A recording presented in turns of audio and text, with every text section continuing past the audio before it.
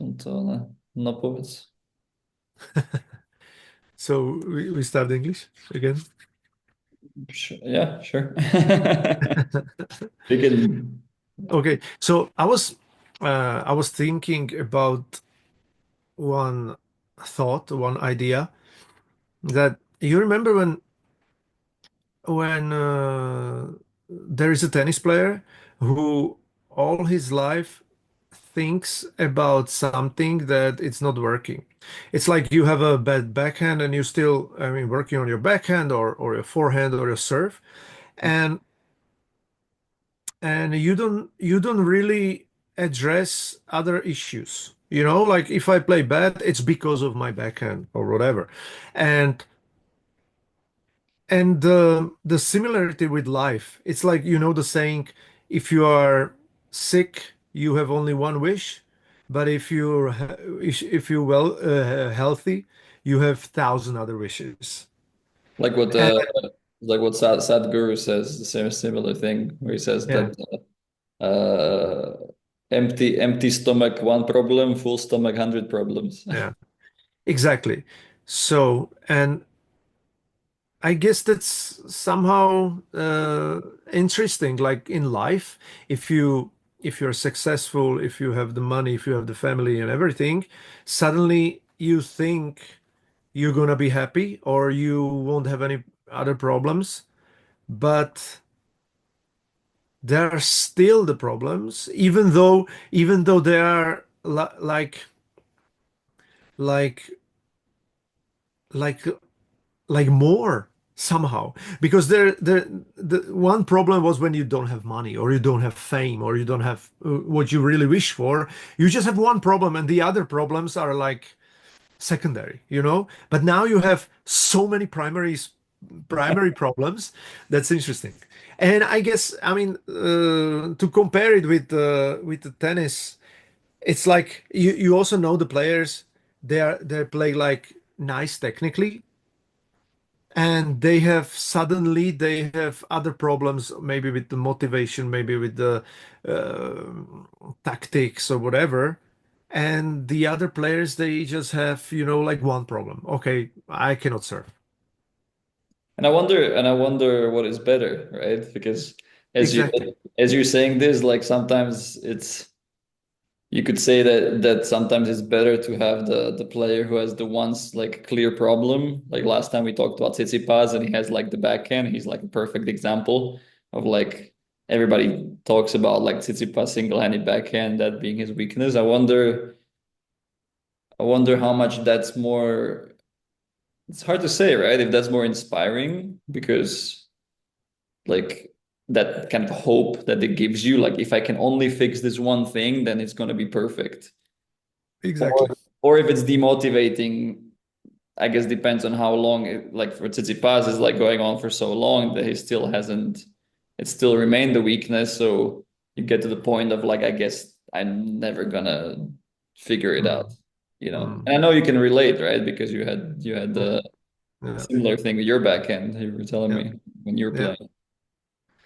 yeah, yeah. And that's, yeah, and somehow it's of course frustrating to have still the same problem, and you try to figure it out, and you ask people, and you're looking for answers, and you try so many different stuff, but still somehow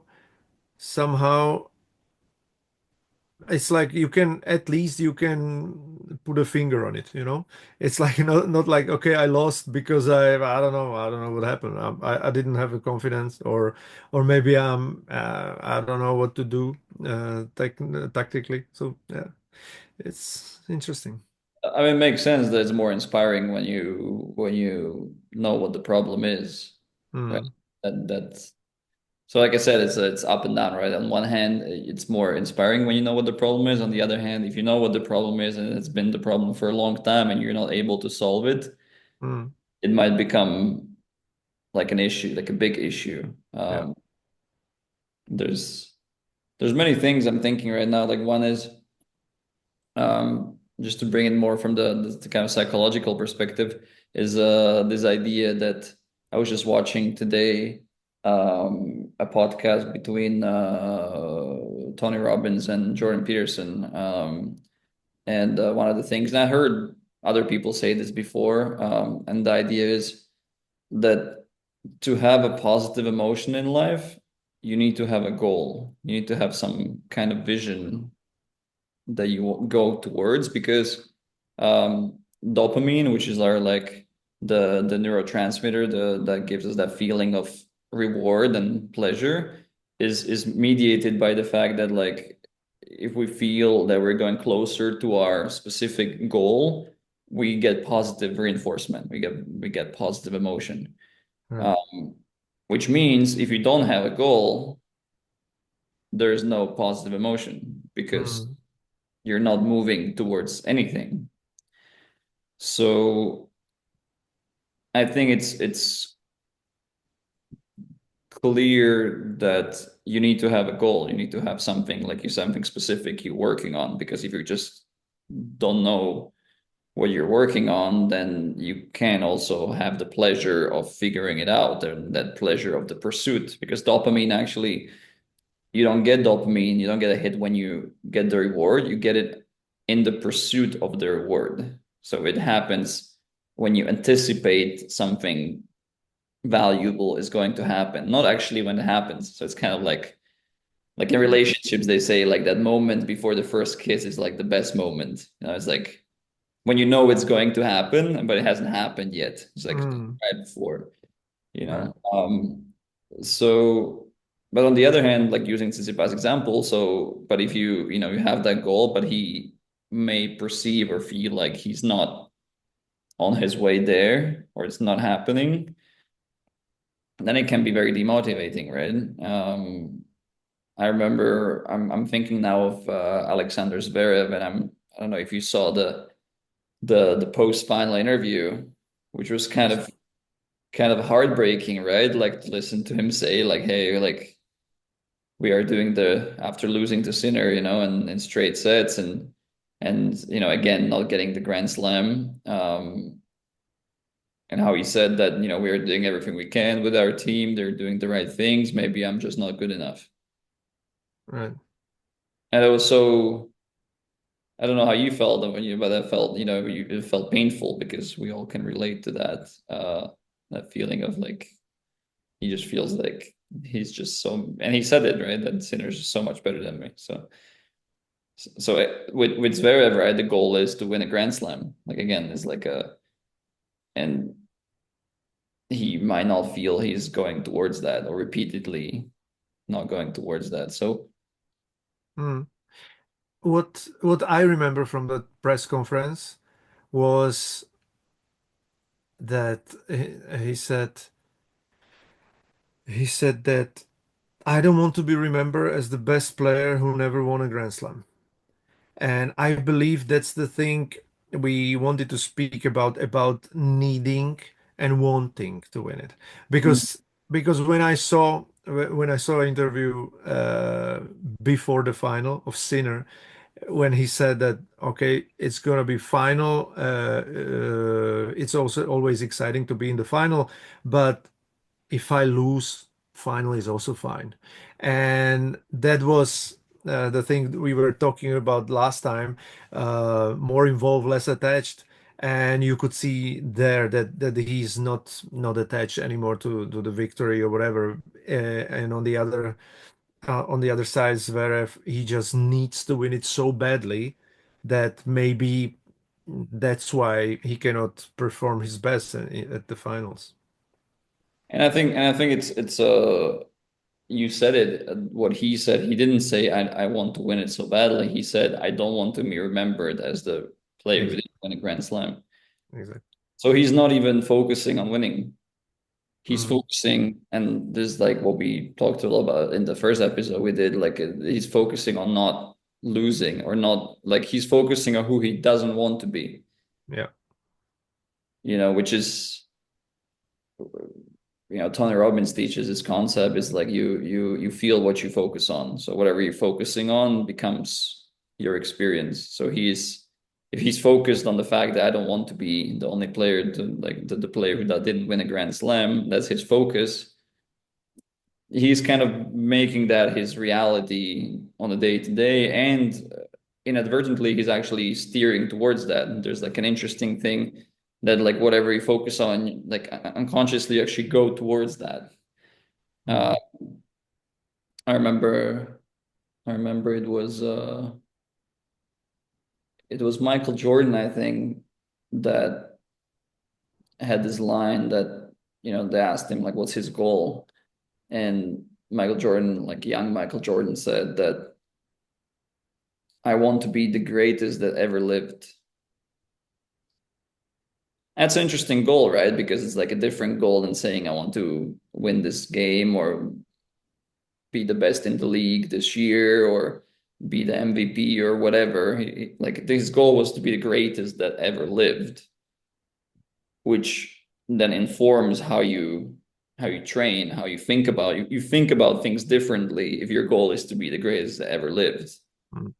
So I think for Zverev, my advice to Zverev, if I, my 2 cents that I could maybe give is that if he's focusing on winning one Grand Slam, that's like a very low goal.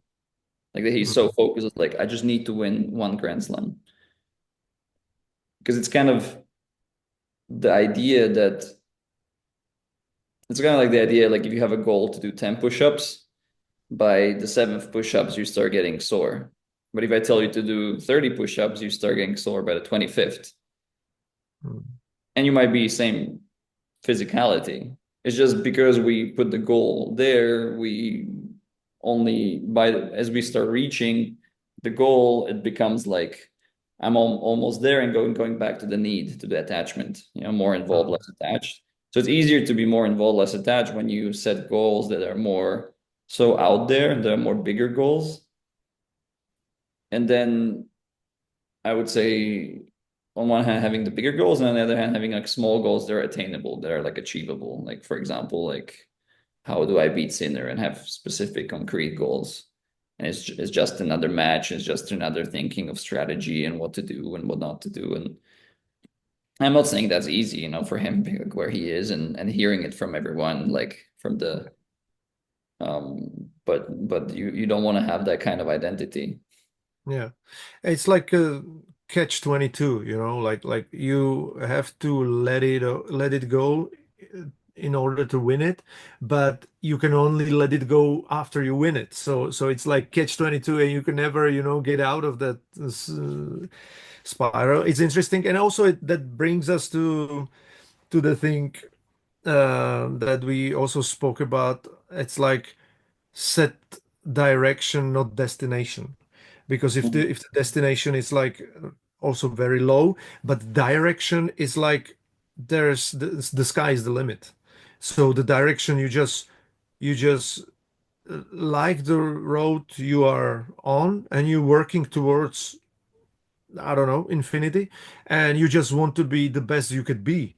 And then it doesn't really matter if you win 1, 5, 10, 25 Grand Mhm. Slams. And you're just on the path, and you on the path like it seems like Sinner is on the right path because in every interview he says that there's still a lot of things he wants to improve, and he wants to, I mean, go as far as he can. So that's also interesting, the switch between, yeah, direction and destination. I mean, it's what we talked about, right, in the first episode about this like or process oriented and result oriented mindset, and you Yeah. can see this so much from especially from Sinner and Alcaraz. I think those two guys, Yeah. and I don't know if it's like the next generation. It might be. It's like a Mm. different generation that comes with different mentality. But especially on the two of them, you can see the joy they have from the process. You can see that they're having fun out there. They're really enjoying being out there, and Mm. they're really enjoying the lifestyle, because it's that's the difference, right? If it's like it's Yeah. the about direction and not the destination. Because if it's about direction, that just means I'm committing to this lifestyle. Yeah. And I think this is an important point to make for anyone listening is being a professional tennis player, it's an identity. It's not a I always like to say is like there are people who play tennis and there are people who are tennis players.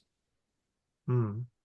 and you can see the difference when you go to a training or to a tournament, or you can see who is the ones who are playing tennis, and you can see the ones who are tennis players.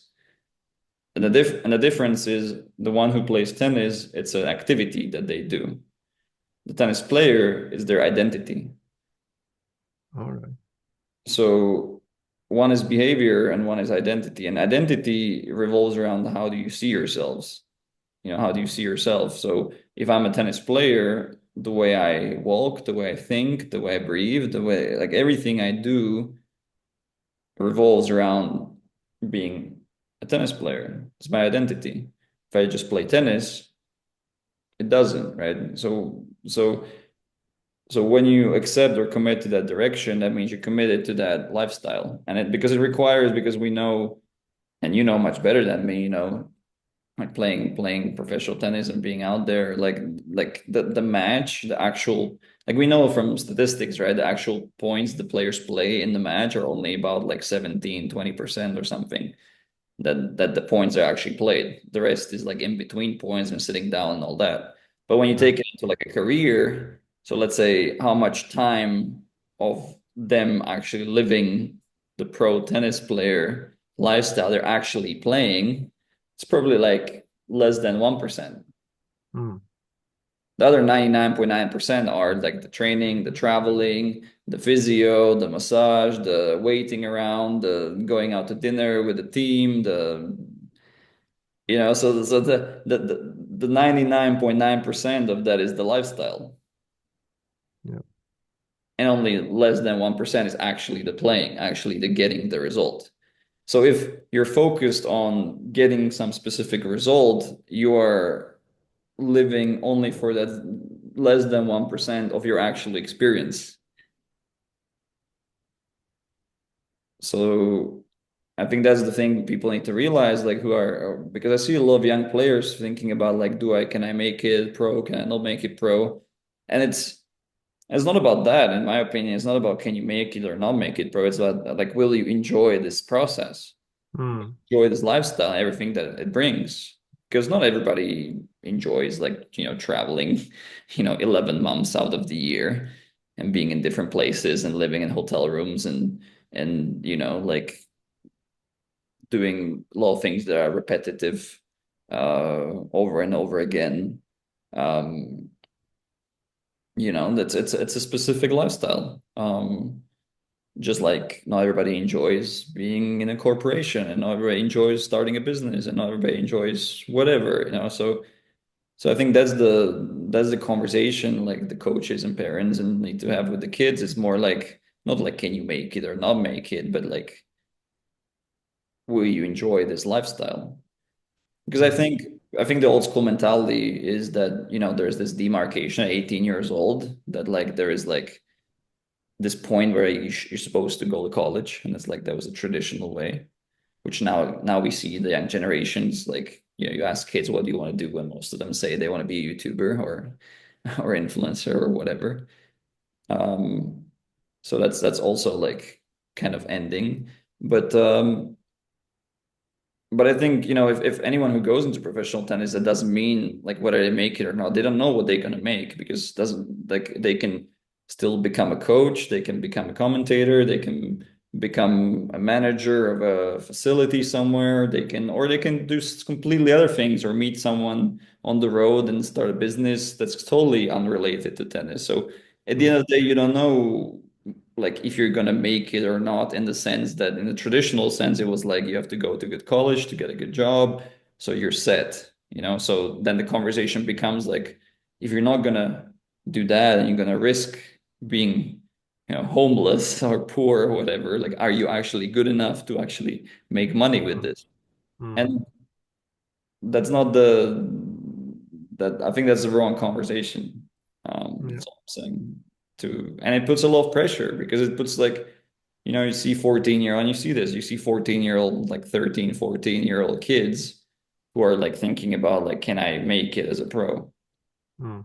And it's like we know the peak in tennis is at 25. and now it's moving even later as players can play longer. So it's like becoming close to like 26, 27, 28 or something. So at 13 years old, you're 15 years before your potential peak, and you're supposed to like be making a decision if you're going to be good enough or not 15 years later. Mm. Yeah. Um, so yeah, so back to the direction versus goal, and realizing it's a lifestyle and choosing a lifestyle, not a specific goal. Mm. Yeah. Mm. It's interesting. I don't know if we talked about it last time that even the 13, 14 years old, they don't um maybe even know, or nobody knows now what there's gonna be, what the life's gonna be in 10 years. Like before, I mean, 10 years ago, nobody who would have said that the YouTuber is going to be a full-time job, you know. And there are jobs creating left and right, and there are now tennis players who are making more living out of YouTube than from their actual career. Like Carousel is the perfect example, who has a channel 13 Pro at 30, and he's also saying that if he would have stayed and did coaching career, he would make he would have had 200 times more than to be on the pro circuit.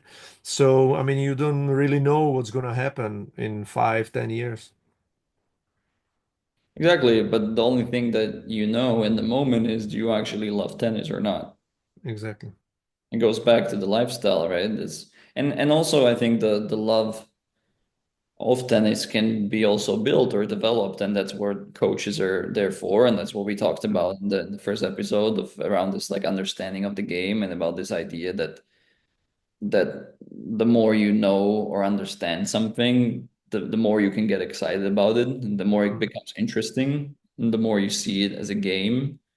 And I think that's the important distinction. Like if you see it as a game compared to like a thing to achieve something with, mm, mm, it's a huge distinction, right?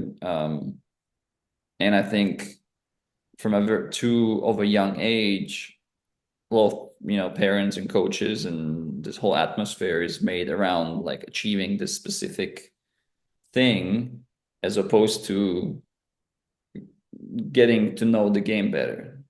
yeah,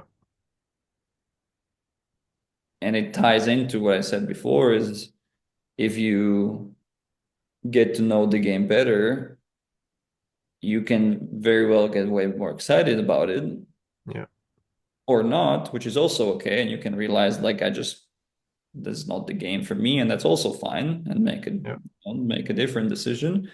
But if you realize, but only by talking about it, you can actually make that decision, because if you're too focused on the results, you're actually not even able to make the decision of like, do I actually enjoy tennis or not?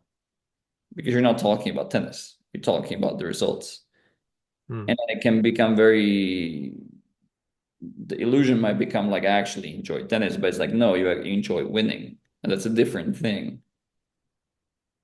You enjoy, and the winning might substitute for whatever, like the attention you get or respect of someone, or parents not fighting, or parents not being mean to you, or coach not being disappointed, or whatever. Like it's there's so many things, right? mm, So if it's too focused on winning, you never learn actually, do I actually enjoy this or not? You just know, oh, I enjoy winning, and I don't enjoy losing. And then it becomes about that, and then you get to that point all the way to Zverev, who's like focused on winning a Grand Slam instead of discovering ways how to win, but like not for the winning, but for the search. This is what Djokovic done, and Djokovic talked about before, like that he's grateful to Alcaraz and to Sinner, that it keeps him having fun and enjoying tennis, because he had to like reinvent his game, because they brought a different style of playing to what he was used to. So he had to like learn new things and change his game to be able to compete with them, which makes it for him much more interesting.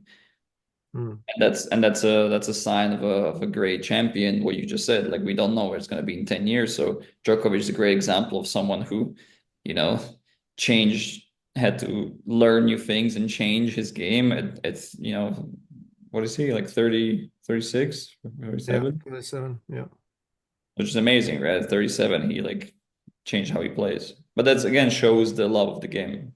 Yeah, and it's interesting. I mean, most of the time it isn't black and white. I mean, you there's time that you don't really enjoy it because you're struggling with something, and then the other times you enjoying more.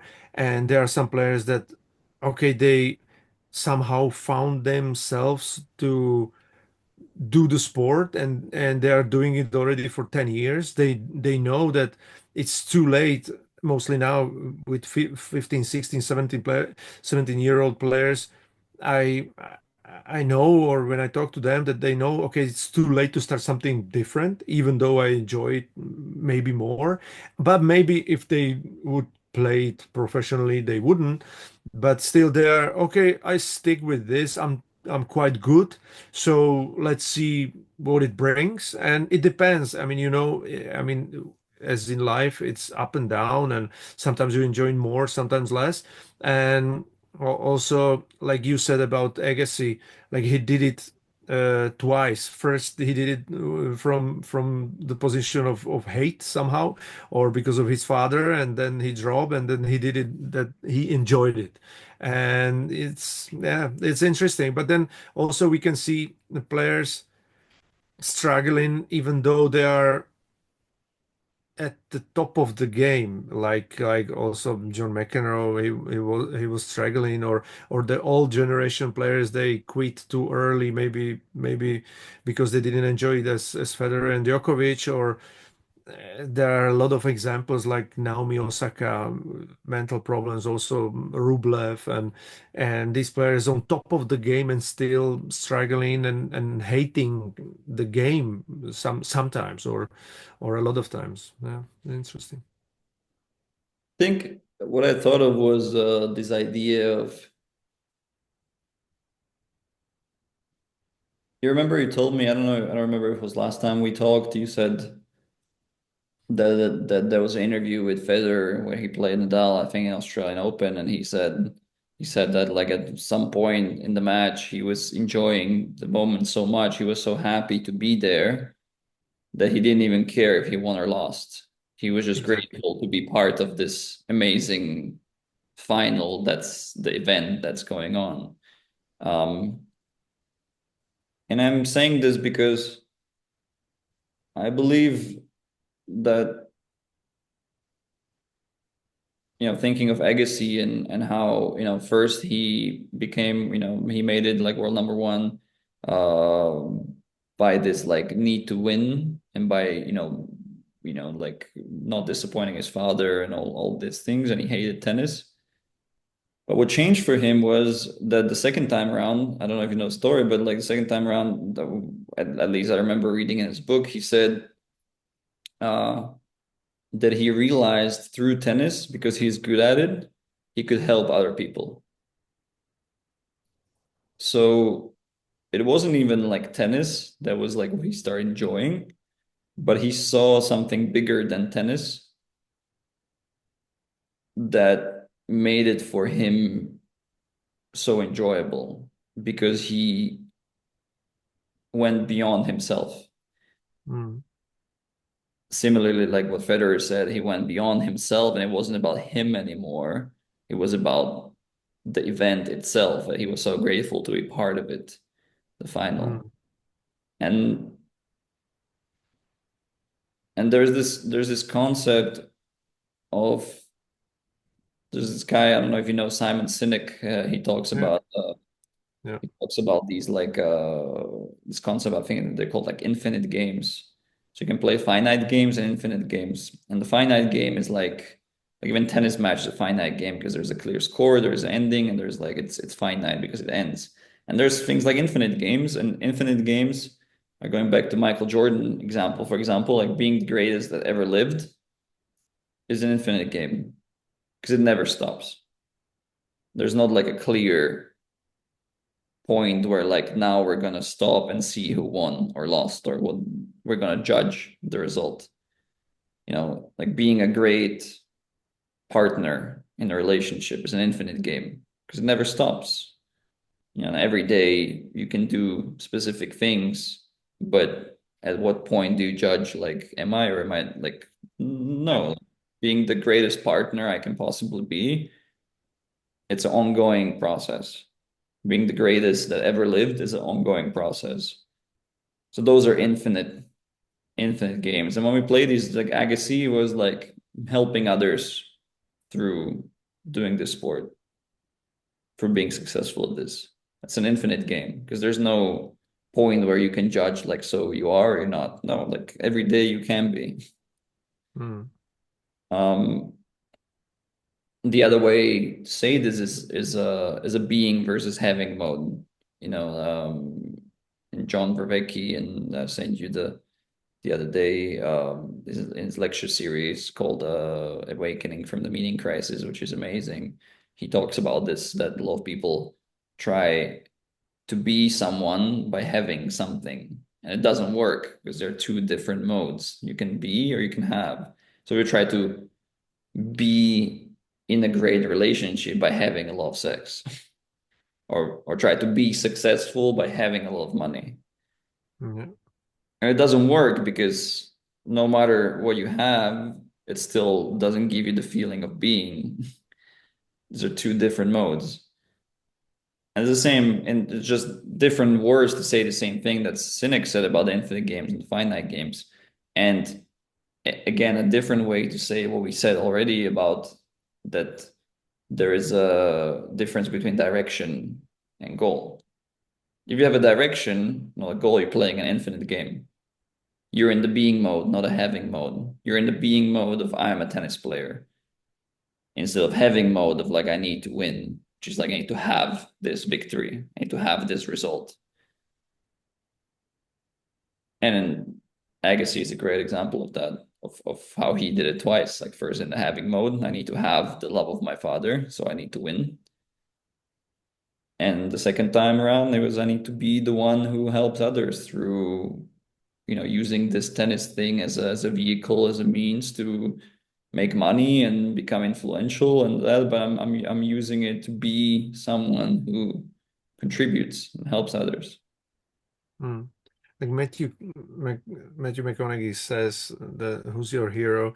Then my hero is 10 years older, or what's I'm gonna be in 10 years. And after 10 years, they ask him, I mean, so you are your hero? And he's no way. I mean, 10 years again. Exactly. That's, You can never be your hero, as he said, but you even see there like the hero is like to be someone. It's not to have something. mm, This being versus having mentality is so powerful because you can be whoever you want to be every day, no matter what the result is. You can be a champion. Again, going back to Zverev and Sinner and these guys, Zverev in the post interview was not a champion. He was a guy who is in the having mode of I need to have a Grand Slam and now I don't have it, so I'm sad. If you look at so many interviews of like Federer or Nadal, like back in the day when Federer couldn't get a Roland Garros a long time because he couldn't beat Nadal. You never saw in one of those interviews Federer being like, "Oh, like I don't have Roland Garros, so I'm sad," because he mm, was not in the having mode. Like he was in the being mode, and you see this with especially when people lose. Like when people lose, you can tell if they're where they live. Are they in the being mode or in the having mode? I mean, like I'm being a tennis player, which no one can take away from. I'm a champion, which no one can take away from, because a champion is also an identity. You know, mm.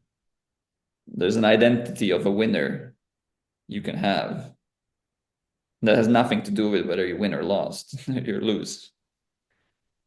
and you see that with the best of all time. All the best greats of all time have this amazing thing that they just are winners. No matter, great example is like Conor McGregor was an amazing example. He just got beat 5 minutes ago and he already looks like he's just like, I cannot lose ever. It's like, but you just lost 5 minutes ago.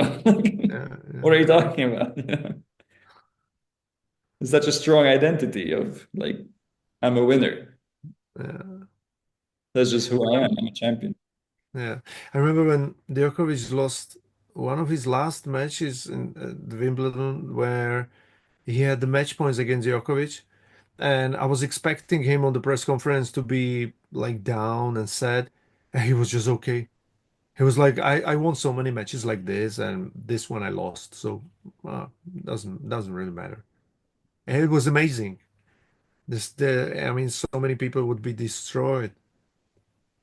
I Mm, just I just thought of as you're saying that sort of like going to more like practical, like how can we actually use this in yeah, what would be the advice to Zverev, for example, and I already mentioned something before, but I think you said about the catch 22, right? That yeah, you can yeah, only let go when you have it, but you can't get it if you don't let it go. And I think there is a hack, there is a way, right? The way is you have a bigger perspective. You go beyond the result. So the moment you go beyond, and something I talked about last time we talked is that idea that you realize that there's more to than tennis in your life. And it just made me think of what you said about Djokovic and saying like I played so many of these matches and it was Djokovic, right? yeah, Yeah, it was that he plays because he at some point he sees that he has kids, he has his foundation, he has so many other things he's doing, and I think Federer was a great example of that too, and of someone you could see clearly that he realized that there is more to life than tennis. And I think it shows what I said before in that the fact that like the time you actually play is like less than 1% of your actual whole experience. So if the other 99% you're stressing about how you're going to play there, you're actually not having the experience. And again, you can see that with players who, how do you manage going to tournaments? How much are you too much talking about the actual playing, or are you actually enjoying the lifestyle? The fact that you're on the road, you're there, you go see something, you relax, you hang out with your team or with your coach or your parent or whoever. Like you don't forget that like you're still like living life. And so I think the perspective for Zverev or for anyone like to break the catch 22 is you can only let go of the attachment is if you see the bigger picture, you realize that there's more to life than this, and you approach it in this way when you feel that strong attachment. So for Zverev, it would be, for example, I would tell him like do something else important in your life. What else are you doing? It's important in your life. What gives you that identity? Like what would the identity be for you if you had that one Grand Slam? Who would you be? And he would say, probably I would be the guy who had won a Grand Slam. And I would ask him, okay, what feeling would that give you? Like, what does that actually give you? What does that mean? Just because like there's some piece of iron trophy that has like your name engraved into it, like that's not probably what it's about. So what is it about? And depending on what he would tell me, I would say, hey, like so what where else in your life can you get this feeling? What other thing you can do besides this where you can fill up on this, whatever it is that you need, that now you think only this one experience can give you? Because if you need something so much and you think only this one experience can give you this, guess what? That creates a lot of pressure. yeah. But and or he doesn't have to go too far. I mean, there was a amazing example in the women's final because Keys, she said it after the final. She said like it's been 8 years since her last time she were in the final, and she was already she had so much pressure because everybody around her was telling her that okay, she's got it, she's gonna win it and everything, and she always said that okay, she can be proud of herself if she wins it. But then she realized that no, I'm proud of myself already now, and it doesn't really matter if I win it or not. So because I won't be more proud if I win it, I'm just proud already, and that's probably what allows her to win it. It's beautiful. That's Yeah. beautiful. And that's going back to the what I was saying, the being versus having mode. Like we think I will be proud only when I have the Mm. victory. Yeah. And then when you realize that no, you can just be proud now. Like that emotion is available to you right now if you open Yeah. yourself up to receiving it. But it's just we get conditioned. We learn and we get conditioned so much that hyper focus that there's that only this one thing is going to make me feel this way. And that's what pressure is, right? That's when you go into a match and that there's this feeling that you need so much, for example, feeling proud. And you really need this because it's part of your identity, because part of your identity is I want to be someone who feels proud. So to be whole, to be complete, to be able to be who you are, who you believe you are, and you attach it to this win, how much pressure is in that? It's a huge pressure because suddenly, like I said before, it's not a game anymore. It's a matter of life and death. It literally is a matter of life and death because you lose your identity. So you die. That's where the pressure comes from. Because if I believe part of my identity is to be proud, and I can only way I can get there is by winning. If I lose, I lose my identity. I literally die, feeling wise, not literally, but feeling wise. But so of course there's huge pressure. So realizing just like she realized, you can be proud right now, going into the being mode instead of the having mode, and finding other ways to potentially have that feeling also. Yeah. And from my experience, I can relate completely because I had this same exact issue, but on the lower level. I was winning on the futures, but I wanted so badly to win a challenger title, and I was in like 2, 3, 4 years. I was already 4 times in the challenger final, but I never was able to win it. And I wanted to win it so bad. And if you lose some finals, and even if you lose some finals where you were up, it builds more and more. It doesn't somehow helps if you're in more and more finals, but it's like getting harder and harder, and the pressure you have in the final, it's like you cannot move. You like in the semifinal you play your best tennis, and then in the final the next day the same court, you cannot move. Everything goes so fast, you don't feel a ball, nothing. And and what I can say, it's like how it's like killing you or burning you alive. Then it's the dangerous thing is that it can burn you out, as it happens to Dominic Thiem. He also had few finals where he lost, and then he finally against Zverev he won the US Open, and since then he never won 2 rounds on the tennis tournament, and he knew he was finished. He was and what happens to me on the lower level, I finally won the fifth final on the challenger circuit. And I knew the next day I was going home, then I'm done. And I was like 27, 26, 27, but I was done. It was like I completed, and there was I mean, two things what went through my mind. The first was, I mean, finally, it's like you said, I can now die because I won a challenger. It's Mm. like you get $5,000. So it's nothing. It's not like life changing. But, for the ego, it's like life changing. It's like I did it and I never want to go back to the losing in the final and overcoming it again. Because before I thought that when I'm going to start winning the challengers, it's gonna catapult me to be in the top 100, to make the millions, to be famous.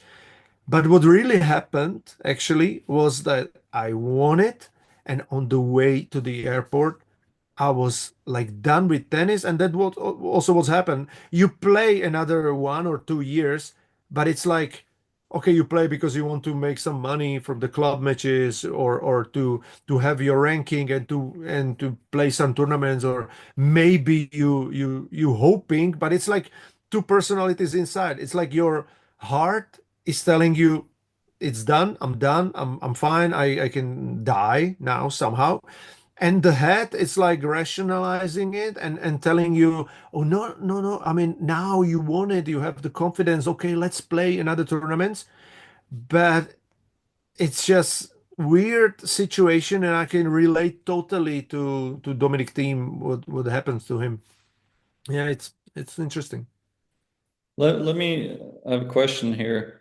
So when you had this experience, so what was your highest ranking?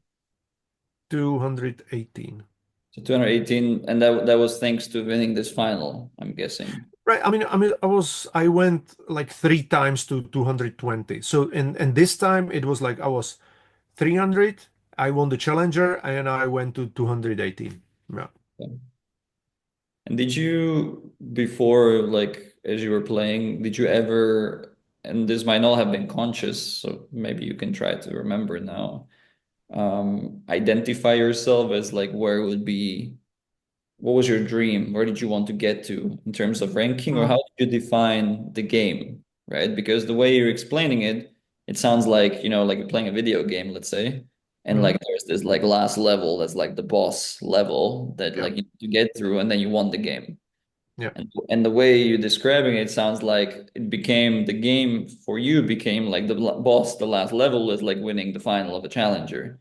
Mm, So you kind of took the game of tennis, and in your world it became that became the game. Like that became the last level, mm, which then it would make sense that once you like beat the last level, the game has ended, right? mm. There's no other levels to go to. Was that the experience, or was it more that you didn't believe you could go on, or how did you define success for you in tennis? As Mm. Um, I believe the biggest like weakness of mine was on the emotional level, or on the psychic. It was like the low confidence, low self-esteem, or the somehow very fragile. So it might go very up. Like I could beat top players, like I beat Tsonga and Berdych and Davidenko and these kind of guys. A lot of French players.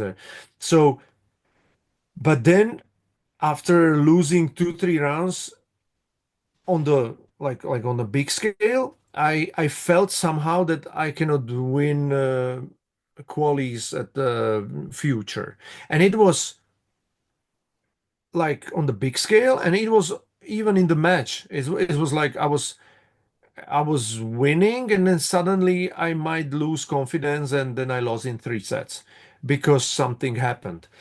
So that was somehow my biggest weakness, and coming also from the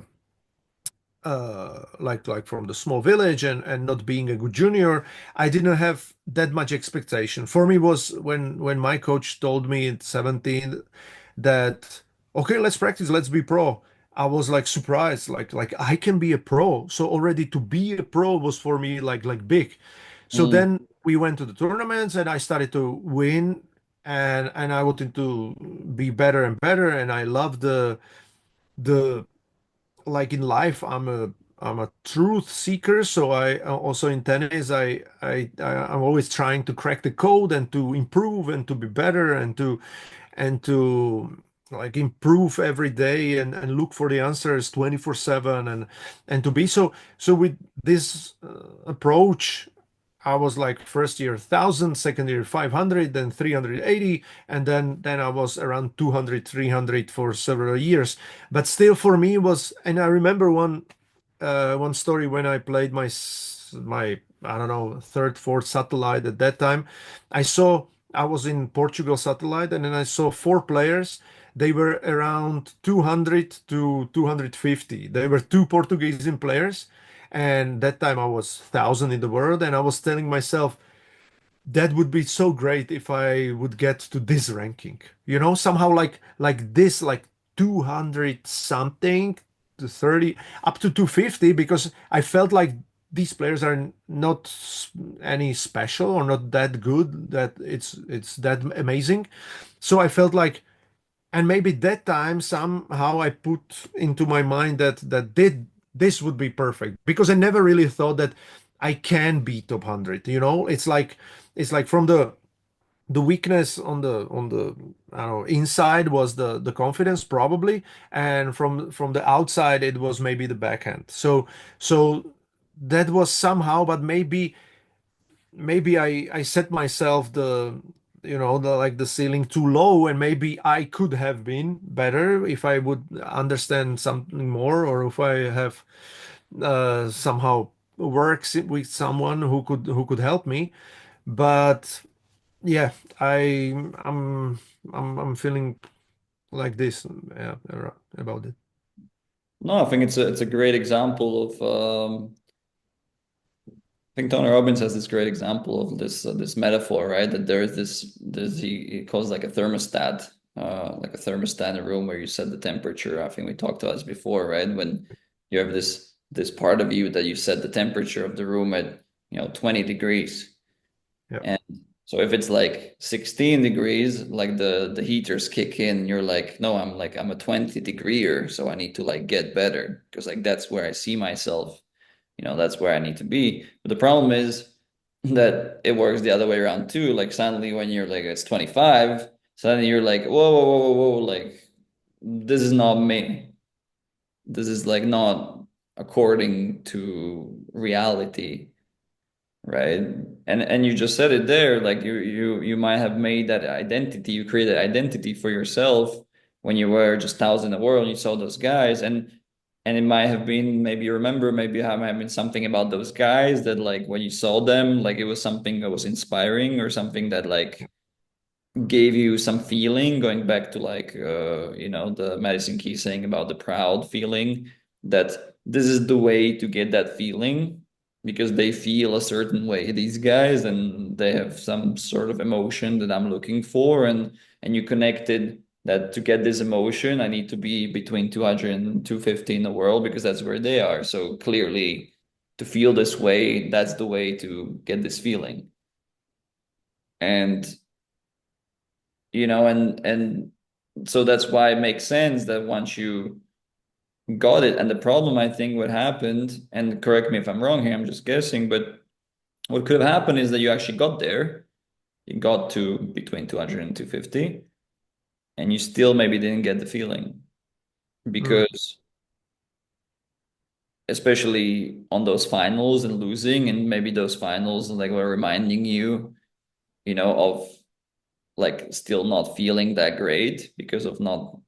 And so then it became, so then you made a new game and you made like, maybe I will get that feeling when I win the challenger, when I finally win the final. So first the game was, I mean, like you said before, it was that I don't even know if I'm going to be a pro tennis player. You were surprised when your coach said that. So it was like, okay, fine. So maybe the first game was be a pro.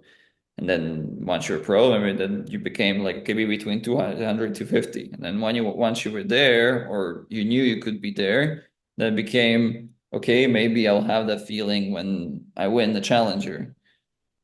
And then you got to the point where you won the challenger and this feeling still wasn't there. and you're like, fuck it. Like, I don't want to be like you said, experiencing this feeling of losing the final over and over again because it's the feeling I don't want to have. And winning the final is actually not giving me the feeling I was hoping for anyway. So it's not a good deal. That it makes no sense to continue because this game, I cannot win at this game, basically. Is that tell me what you're thinking about? Yeah, I mean, there are two things which were quite interesting. And it was like I somehow felt when I remember it's like it was yesterday. I went to US Open qualies where I lost first round and I was supposed to play against Nalbandian in the second round. That time he was very young. And I remember like in the plane, I was thinking like I I don't have any motivation because I achieved everything what I ever somehow dream of. Like deep inside. Like it was like my heart was telling me this is perfect, this is okay. And but the head is always like, I mean, you spend so much money, you go to US Open and you have the opportunity to become famous, to have more money, to have great success. But the heart was feeling like I'm fine. I have my peace. I can make some money playing club matches. Nobody's stalking me. I'm fine. And I felt like this, but I was fighting, against it because it was like, no, I want more. I have to convince myself to want more, but it wasn't working. And the other thing was interesting also, as I said, three times I got to this 220 place and I felt somehow so much pressure that always three things happen. I mean, it was, I believe it was the same, but it was three different things. First time when I got there, I got injured, so I went back to 350. Second time when I got there, I had the issues to losing from match points somehow, and I couldn't finish the match. Then I dropped again to 350, 320. And the third time I got there, I never had the problems with the racket, but that time I got problems with the racket because they sent me two rackets, then they sent me four, and not completely different. I was switching between two and four. But I believe it came from I got so much pressure to be there, and I could see it after. It was like a feeling now, don't change anything, just play like this, like you played that brought you to this number, and continue, and you're gonna like go to the top 100. But something always happen. I dropped, then I switched my forehand and I started to practice differently, and I switched the preparation, everything. I was changing, I was improving. I was the sinner who always looking to improve things. But then I got back again, and again I got stuck. Like, don't change anything. Now it's working. Only like play like this again, and it's good. It's good. But then something happened, and I dropped. And always when I dropped, I was open to change. I could even change my racket, change my string. Nothing was a problem. It was like when I was 350, like you said, the thermostat was like set to 220 somehow, like I belong there. 350 is like nothing. It's like in 3 weeks I'm gonna be 220 again or 250 because I was open to I was open-minded, and I could, like, somehow to play freely again when I was there. I felt like I don't belong here. But then when I always get to the somehow to that I can break to top 200, it was so somehow, I don't know, stressful or yeah, interesting. Maybe a question, a good question there. Maybe you know the answer, maybe not. I don't know. Is like, what would you One of my favorite questions to ask when when I work with people, when someone reaches there's like a block, there's like resistance, like you're saying. There's Yeah, all these, and I don't believe in coincidence. So like all these things happening is like you're almost manifesting problems to like stop you from making yeah, that step. yeah. Um, and one of the questions I like to ask in these cases, and I always tell people, it's going to sound stupid this question, but actually think about it is what would be bad about being top 200 or top 150 or top 100?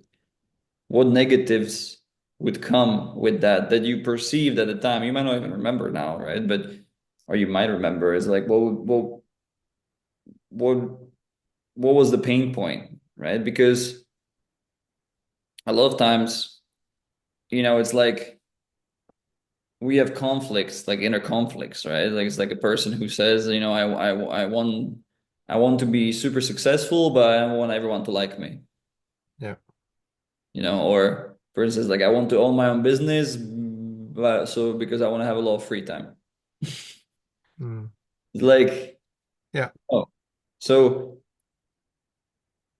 if there's a resistance of that sort, that it's not actually, it's purely psychological. It's not something because you said you beat Tsonga, you beat Davidenko, like you beat guys who were freaking top 10. Mm. So it wasn't about the backhand. The backhand was a rationalization. You Yeah. rationalized it that like, oh, it's because of the backhand I can't be higher. Yeah. Yeah. Yeah. But with that same backhand, you beat these guys. And that's maybe, someone needed to tell you that back then. What I'm just Mm. saying, look, Mm. the backhand you just beat Tonga or Davidenko, so Yeah. it's probably good. It's probably Mm. good, you know. What we're now seeing with Tsitsipas, like it's good enough the backhand to be where he is because of all the other things he has. Um, so it wasn't the game, so it was purely psychological. So the question would be, yeah, like what would be? Can you remember? Do you have any thoughts around this? I know what you mean. Um, one of the biggest fears somehow was like I wanted to have the control that I can repeat my level.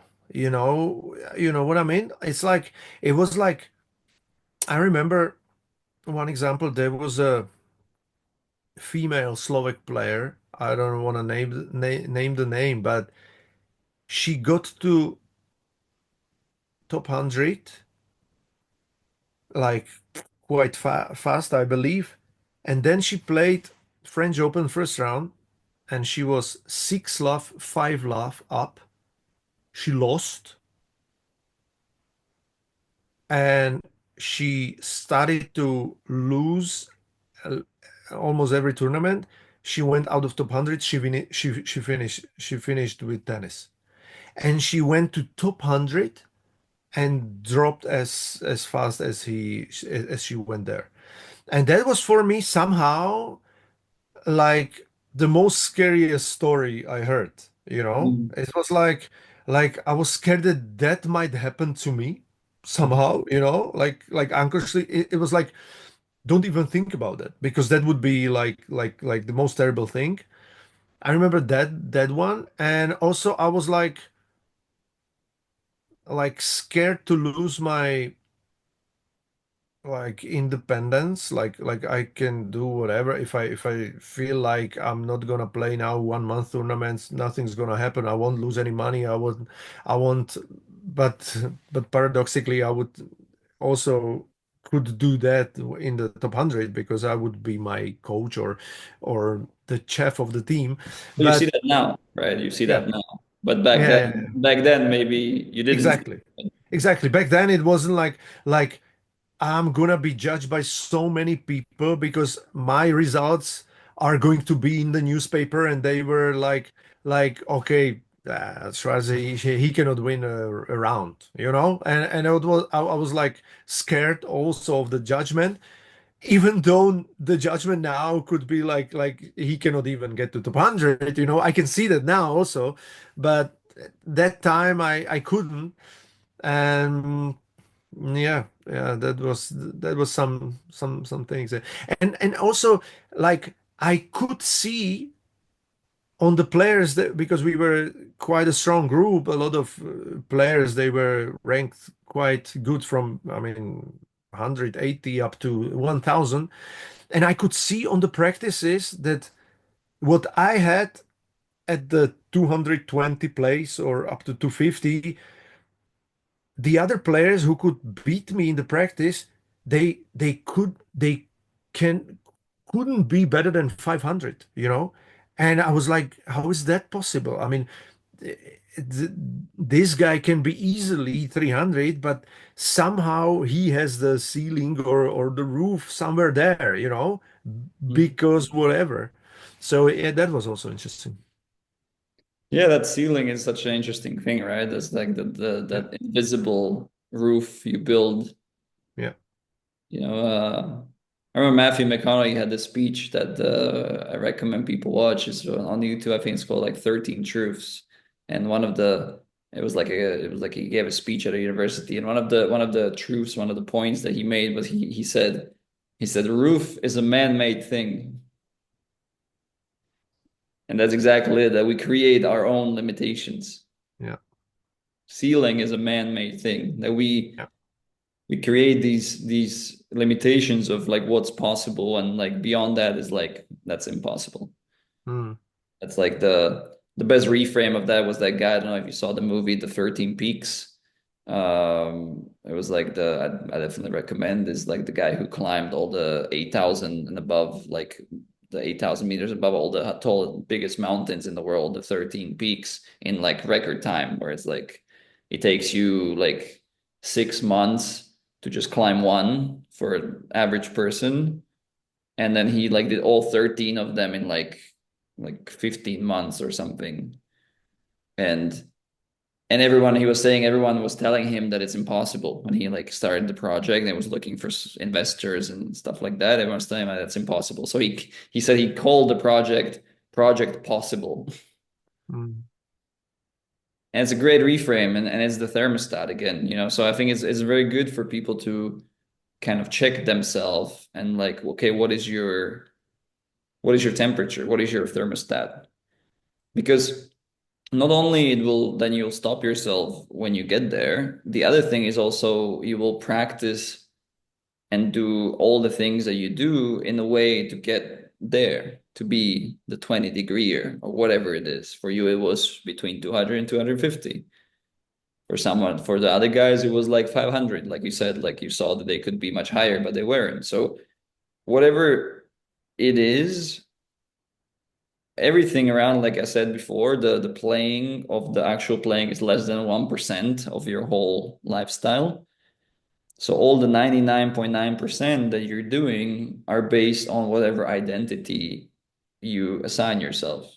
And that mm, goes, you know, how you eat, how much you sleep, how much you go out, what you do, how you train, how much you think about it, what you think about, you know, everything.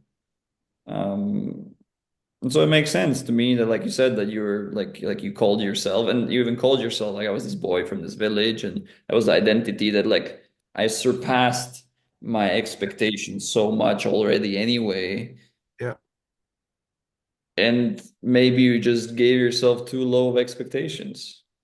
yeah, Because going back to the Michael Jordan example, he's like, I want to be the greatest that ever lived. Like yeah, that was his thermostat.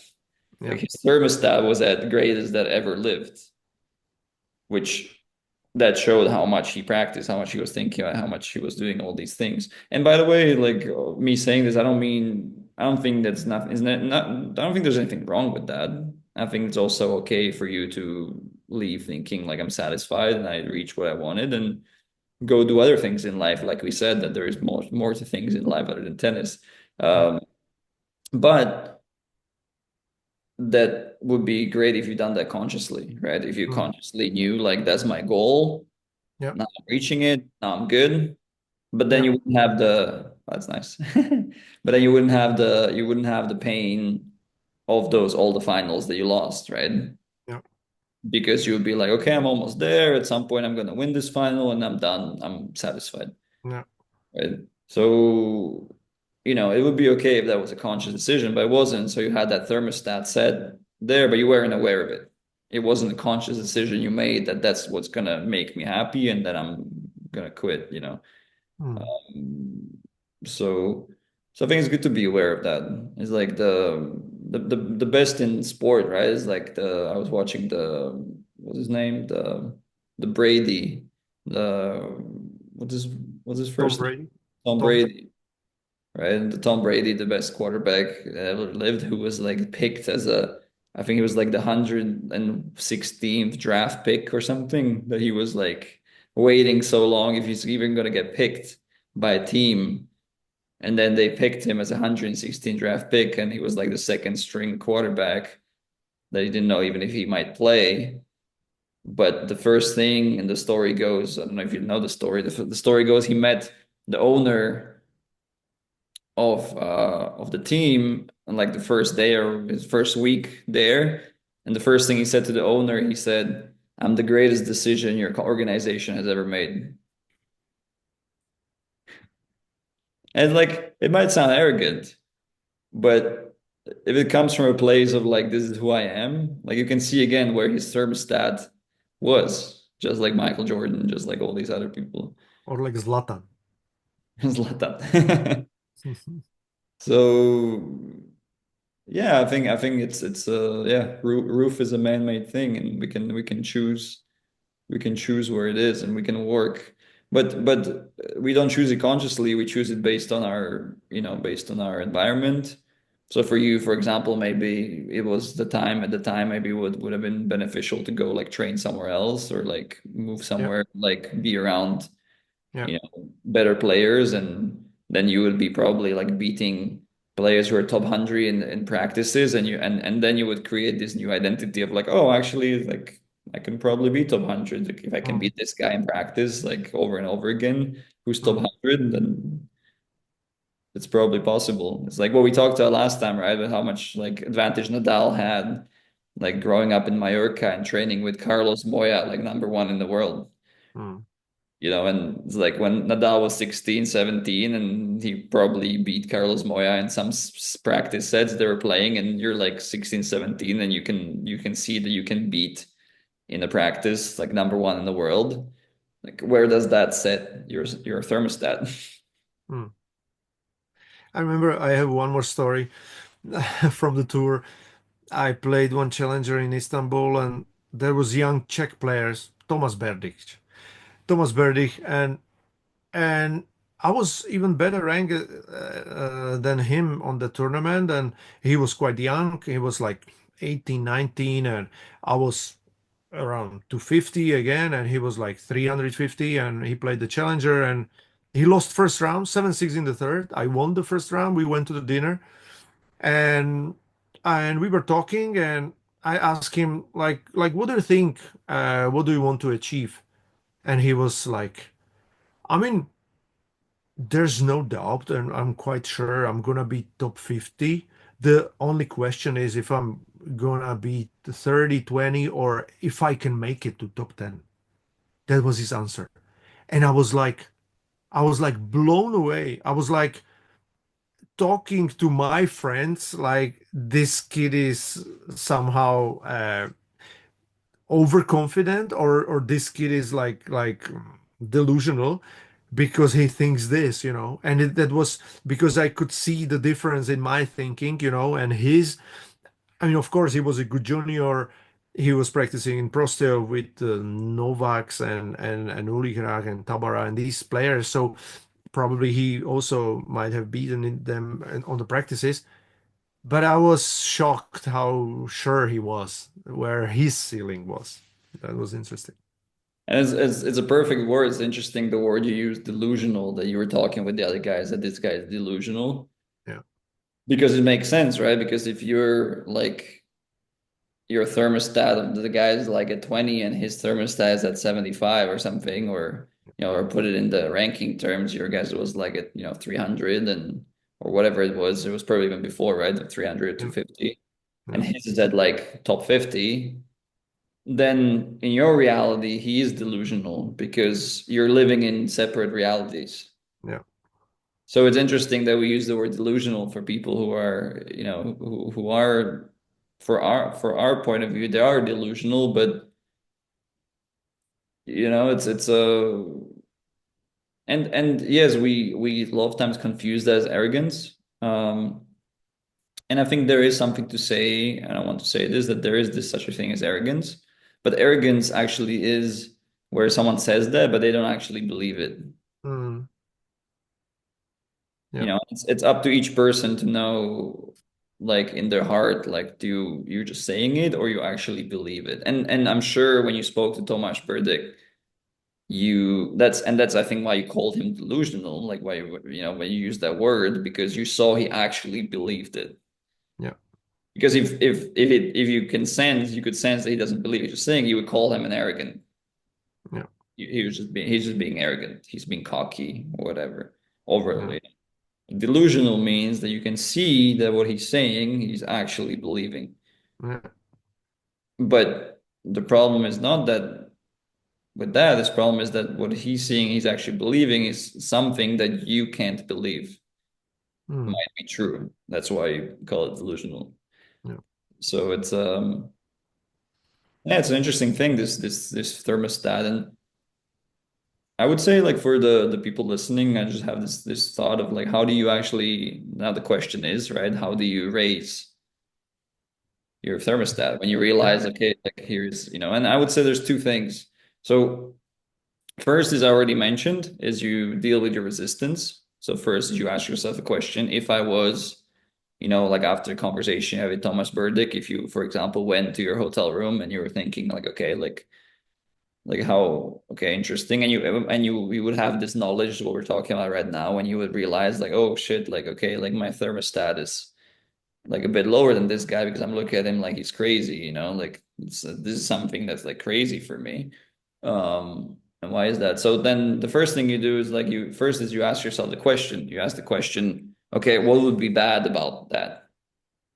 So first you look at what are the different pain points. Like for you, you said like, you saw the story of the Slovakian woman. You're like, okay, this might happen to me because that's one fear I have. That's not letting me move that thermostat higher.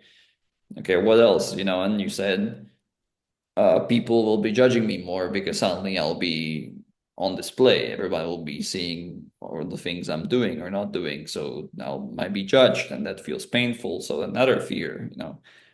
And the other one you said I might not have as much free time because now I can decide to just not play for some time, and but then which is now we know that might not be true. You could still do that then also, but like in your perception, again, this is important to say that it's not about what's real, it's about what you perceive as real. Exactly. Exactly. In your perception, that was the true. That was the case. Those three main pains were there. I might get there and then like lose my shit and drop. I'll not have free time, and I'll be judged. So why the hell would you ever want to go there? No. Right? So that's the first question. Ask yourself, okay, that's on one hand, you deal with that, you deal with the resistances, and you ask yourself, okay, once you find them, like you did, you ask, okay, is this true? Will this actually happen to me? Or what's the probability of this happening to me? And or if it's happening to me, will it be really that bad? Or has it already happened to me and actually it's not that bad? Like you said, that like even now I'm judged that I can't make it past 200, so I'm judged already anyway, so it's not going to be any different judging than Mm, what I'm experiencing now, and I'm okay. So you go through that process, and then on the other side, so that's one side, and the other side is, okay, how do you build this belief other than what we said, like Nadal was training with Carlos Moya, so he had that experience, or you know and I think it's that's where visualization comes in, and like focusing on the wins, mm, like, like conditioning yourself that I'm gonna record all my best matches, for example, and like watch those highlight reels to see how good I really am. Like and you had those references there. Like you said, you beat Tsonga, you beat Davydenko, you know. Um, so you were in at US Open, you were in Australian Open, you were there, So like to focus on the things that even if it's just one, doesn't matter. If it's just one, then you just focus on that all the time. Whatever. It's like because as you go, it's up and down, right? You go up and down. But those peaks are the peaks of like your next standard. That can be your next average. Like for any player out there, like whatever your average is now, that was once your peak Right. in the past. So whatever your peak is, you focus on, you visualize, you focus on the fact that like, okay, that's me. That's possibly can be me. That's my what's the new standard? That's the standard. I'm gonna make this the standard, and you move that forward. So um and you got to build that, build that over and over again. So even if you lose or something, you're just like you had, right? You build identity so strong that even if you lost when you were like 300, 350, you were chilling. You were like, I know Yeah. I'm going to be 250 in a few weeks. It's no Yeah. problem. Yeah. The 250 was the top 50 for Thomas Berdy. Yeah. It was like there's no way. It doesn't really matter if I gonna play in Europe or I go to Asia or whatever. Yeah, it doesn't really matter. I'm gonna make the points, whatever. It was interesting. No, I think it's so important to exaggerate like the moment you beat like Davydenko Tsonga, like it should have been Mm, like, hey, if I can do this once, I can do this again. mm, Like it's not look at like I got lucky or it's a fluke or it's just like 1 out of 1,000 I played like right. amazing. Like it's like when I teach people, I use this all the time when someone has like with you, like we talked about before, like if we worked on your backhand, for example, like the first thing is not actually working technically. First thing is breaking that belief that it's not good. Mm, Like while that belief that thermostat is there, that's who I am, that's my identity, like it's no matter what lesson, what exercise we do, like they cannot improve, mm, right? So the first, like what I do usually is like you find the simplest exercise or make it as simple as possible where the person can be successful, even if it's like feeding from the hand, like literally, like here I'm gonna just give you one from the hand. And it kind of goes together, right? Because if you put technique also there, then it's like, okay, if I see something technical and I say it and it works, even just one, right away, that one we celebrate. Like, see, you can do it. So you're breaking that belief. Like every time you like, and it's like, no, but like I can't. What do you mean you can't? You just did it, didn't you? And the person's like, well, yeah, I guess. It's like, what do you mean you guess? Like, it just happened. So if you can do it once, you can do it a million times. And that's taking your best result. It doesn't matter if it's like a shot or if it's a result of a match or something, and making it that okay, if I did this once, I can do it again. It's possible. Instead of looking at it like it's a fluke or it's I got lucky or something like that. So mm, those are the two approaches: the dealing with resistance, looking at why it could be painful, and training yourself to raising your average, your standard, your identity, moving your identity forward and not getting stuck with your thermostat in some place just because it's comfortable, right? Because it is uncomfortable because you have to lose your old identity. Like I said, for you, maybe it would have meant actually you having to move to a different place or training mm, somewhere else.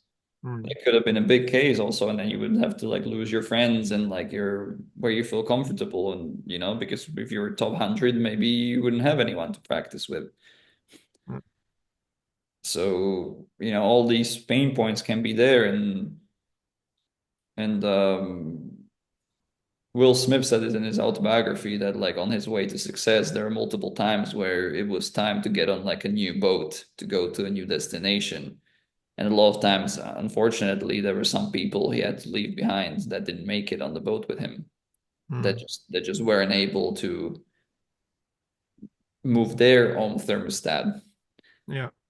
Yeah. And that's I think is one of the most painful and one of the hardest things for people that stops them from getting better, is that there are some friends and some people around, or some life I have built, that if I Exactly. do this, I'm gonna lose this. So Exactly. Yeah. I know exactly what you mean.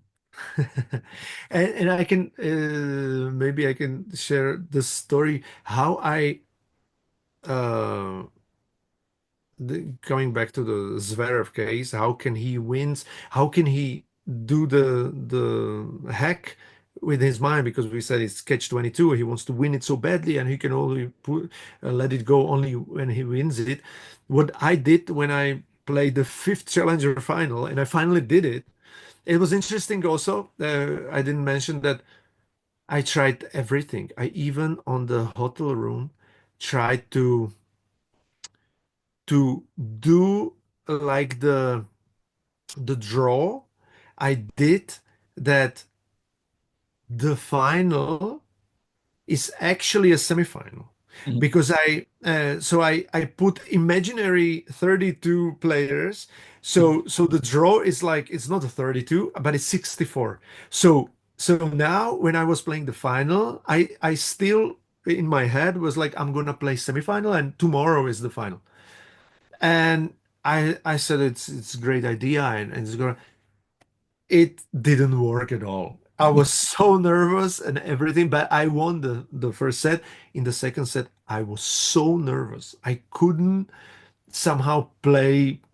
I was playing like 50% what I really can.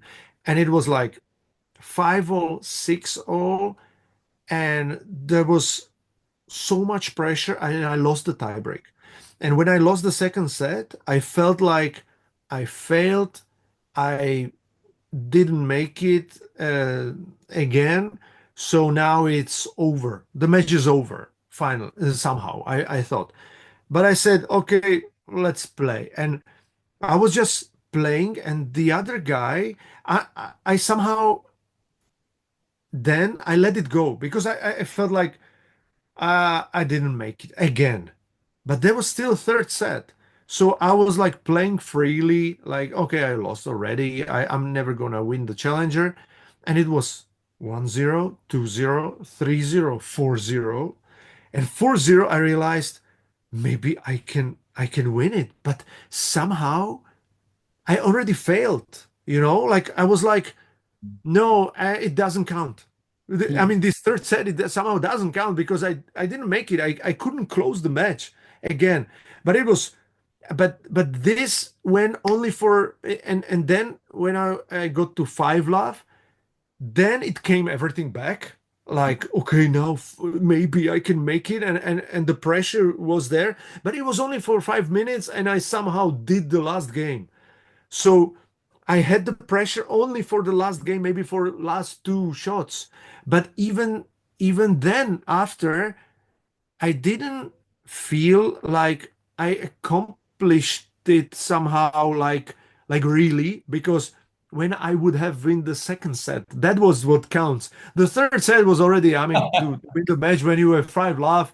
Okay, so I mean, how the mind plays the trick with you, it's just amazing. But still, I mean, the win was a win, and even I was thinking like it looks bad on the scoreboard because it was 6 love, 6-7, 6 love, and I felt like this doesn't count somehow. But I accomplished it, and it was over for me because I said, okay, now it's behind me. I don't need to struggle anymore with these finals. I don't want to be in this situation to overcome the biggest fear, and the biggest elephant. So yeah, that was the story how I overcome it. But it was over with my career. So I don't know if it's I was like I was also thinking about Zverev.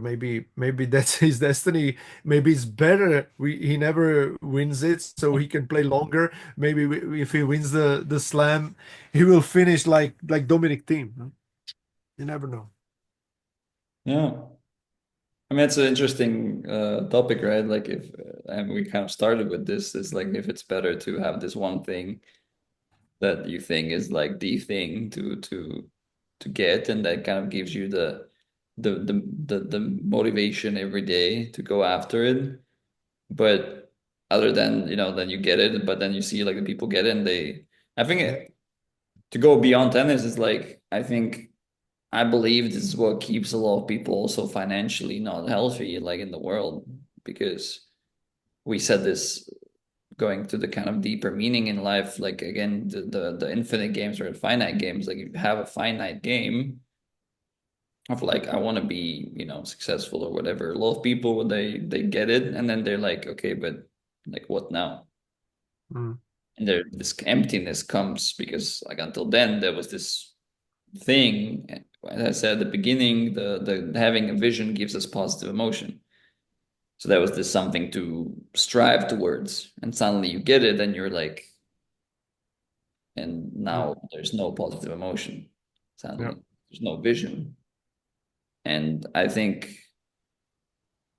the best thing for that, and I heard this before, like some of the best people, what they do is the hack is that they're able to move the goal when just before they reach the Yeah. goal, they're already Hmm. creating the next goal to kind of have the next, what is the next kind of thing to go towards. So there's not that like that space of like, okay, now I'm like what now? Like what, I don't know what to do next. But that can also be stressful. So hard to Yeah. say, but it's a cool story. Like it's almost like you finally got tired of being attached. Mm. Mm. We said be more involved, less attached. Like you finally got tired of being attached Yep.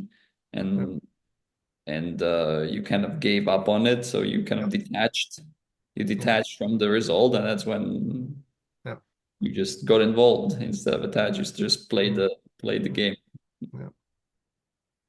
It's very cool. Interesting. Cool. I think Cool. we're good. I mean, it's thank you Yeah. for thank you for sharing. It was great. It's great to hear your personal experiences. Yeah. Yeah. Thanks. Thanks for the advices. Perfect. Cool. Good. Bye. Bye.